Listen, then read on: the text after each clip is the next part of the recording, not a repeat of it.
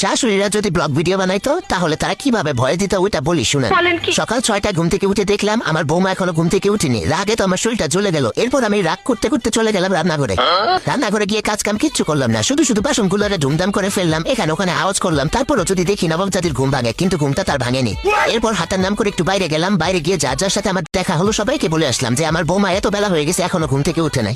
এরপর চলে আসলাম বাড়ি এসে সোজা নিজের ঘরে গেলাম। মনে মনে ভাবলাম একটু ফোন করে সবাইকে জানিয়ে দেই যে আমার বৌমা এখনো ঘুম থেকে উঠেনি। এই জন্য প্রথমে ফোন করলাম আমার মেয়েকে, সে ফোনটা ধরলো না। মনে হয় সারাদিন অনেক কাজ করে তো অনেক টায়ার্ড ছিল, এই জন্য এত সকালে ঘুম থেকে উঠতে পারে নাই। এরপর এক এক করে সবাইকে ফোন দিলাম, মাকে ফোন দিলাম, বোনকে ফোন দিলাম, আত্মীয় স্বজন যারা আছে সবাইকে ফোন দিলাম। ফোন দিয়ে সবাইকে এই সুযোগে জানিয়ে দিলাম যে আমার বৌমা এতটা বাজে এখনো ঘুম থেকে উঠে নাই। শ্বশুর শাশুড়ির প্রতি তার যে দায়িত্ব নাই এগুলো বলে দিলাম। এরপর আমি আর কি করবো, টিভিটা চালিয়ে একটু টিভি দেখতে বসলাম।